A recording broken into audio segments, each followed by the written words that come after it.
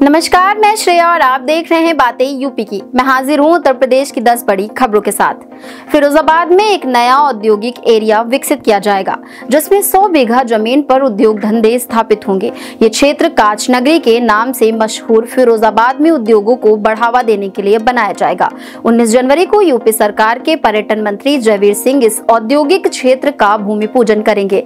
उद्योग विभाग ने राजस्व विभाग से ये भूमि ट्रांसफर की है। ये इंडस्ट्रियल एरिया टुंडला तहसील के रुदहू मुस्तकिल गांव में डेवलप किया जाएगा। वीएचयू के ज्योतिष विभाग में सूर्य सिद्धांत पर आधारित नया सॉफ्टवेयर लॉन्च किया गया है, जिसमें अब 5 मिनट में पंचांग तैयार किया जा सकेगा। ये सॉफ्टवेयर शोधार्थियों को गणितीय गणना में मदद करेगा, जो पहले महीनों में होती थी। सूर्य सिद्धांत.in पर ऑनलाइन काम किया जा सकता है, जिससे ग्रहों की स्थितियां और तिथियों की शुद्धि आसानी से की जा सकती है। इस सॉफ्टवेयर को डॉक्टर सुभाष पांडे और उनकी टीम ने 3 साल में तैयार किया। ये शोध अध्ययन और भविष्यवाणी के लिए उपयोगी होगा। अब बढ़ते हैं अगली खबर की ओर। केंद्र सरकार ने पीएम किसान सम्मान निधि का लाभ प्राप्त करने के लिए किसानों के लिए फार्मर रजिस्ट्री अनिवार्य कर दी है। 31 जनवरी 2025 तक पंजीकरण न कराने पर दिसंबर 2024 से किस्त का भुगतान नहीं किया जाएगा।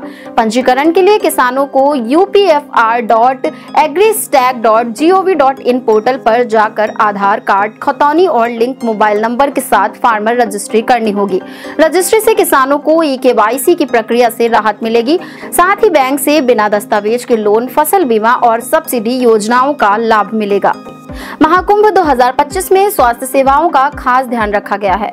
यहाँ देश का पहला AI बेस्ड ICU स्थापित किया गया है, जिसमें 10 बेड हैं, 107 करोड़ दवाइयों का स्टॉक, 43 अस्थायी अस्पताल और 125 एम्बुलेंस तैनात की गई हैं। एयर और रिवर एम्बुलेंस की व्यवस्था भी की गई है। 36 विशेषज्ञ डॉक्टर 24 घंटे तैनात रहेंगे।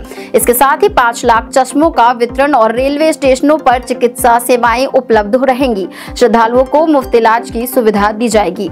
इसी के साथ बढ़ते हैं अगली खबर की ओर। उत्तर प्रदेश सरकार ने बेसिक शिक्षा विभाग के शिक्षकों और अधिकारियों से संपत्ति का ब्यौरा देने के लिए 31 जनवरी तक की डेडलाइन तय की है।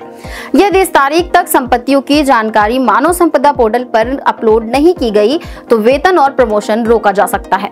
अब तक 1.67 लाख शिक्षकों में से केवल 6,466 ने ब्यौरा अपलोड किया है। बेसिक शिक्षा निदेशक ने चेतावनी दी है कि संपत्ति की जानकारी न देने वालों के खिलाफ सख्त कार्रवाई की जाएगी। सीएम योगी आदित्यनाथ ने गोरखपुर में जनता दर्शन कार्यक्रम के दौरान फरियादियों से मुलाकात की और उनकी समस्याएं सुनी। आयुष्मान कार्ड धारकों को जल्द से जल्द कार्ड उपलब्ध कराने की बात कही। उन्होंने अफसरों को निर्देश दिए कि कोई भी व्यक्ति इलाज के अभाव में परेशान न हो।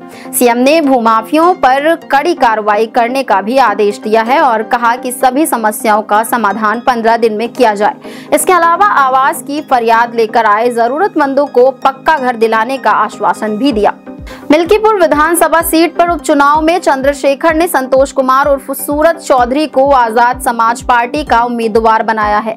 संतोष कुमार ने सपा से बगावत करने के बाद पार्टी छोड़ी थी और अब वो आजाद समाज पार्टी से चुनावी मैदान में हैं। उनका मुकाबला सपा प्रत्याशी अजीत प्रसाद और भाजपा के चंद्रभानु पासवान से होगा। संतोष पारसी समुदाय से हैं, जिसमें अयोध्या में सभी प्रमुख प्रत्याशी एक ही समुदाय से हैं। इस उपचुनाव में ये सीट सभी पार्टियों के लिए चुनौतीपूर्ण है। अब बढ़ते हैं अगली खबर की ओर। उत्तर प्रदेश सरकार ने Yamuna expressway industrial development authority के CEO IAS अधिकारी डॉक्टर अरुणवीर सिंह को 7वीं बार सेवा विस्तार देने का फैसला किया गया है। उन्होंने यूपी के एयरपोर्ट निर्माण की जिम्मेदारी निभाने के लिए एयरपोर्ट मैन भी कहा जाता है। 2006 बैच के IAS अधिकारी अरुणवीर सिंह को जेवर हवाई अड्डे और फिल्म सिटी जैसे बड़े प्रोजेक्ट्स का जिम्मा सौंपा गया है। उनका कार्यकाल 31 दिसंबर 2024 को खत्म हुआ था और अब उनकी फाइल को जल्द मंजूरी मिलने की संभावना है। अगली खबर अलीगढ़ से है। यहाँ वित्तीय समावेश के मकसद से शुरू की गई जनधन योजना में खोले गए 14,85,986 खातों में से अब 3 लाख खाते निष्क्रिय हो गए हैं। बता दें कि प्रधानमंत्री नरेंद्र मोदी ने 15 अगस्त 2014 को जनधन योजना की घोषणा की थी, जिसका उद्देश्य आर्थिक रूप से कमजोर वर्ग को वित्तीय धारा से जोड़ना और सरकारी योजनाओं का लाभ DBT से देना था। वहीं रिजर्व बैंक के नियमों के अनुसार 2 साल तक लेन देन न होने पर खाते निष्क्रिय हो जाते हैं। खाताधारकों का कहना है कि आमदनी कम होने के कारण खाते सक्रिय नहीं रह पाते।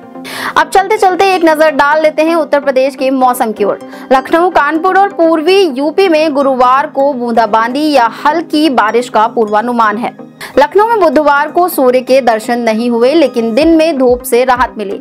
अधिकतम तापमान 20.7 डिग्री सेल्सियस और न्यूनतम 11 डिग्री सेल्सियस रहा। फतेहपुर में 14.2 डिग्री सेल्सियस और गाजीपुर में 14.5 डिग्री सेल्सियस अधिकतम तापमान रहा। रात में घना कोहरा छाया और दृश्यता शून्य तक पहुंच गई।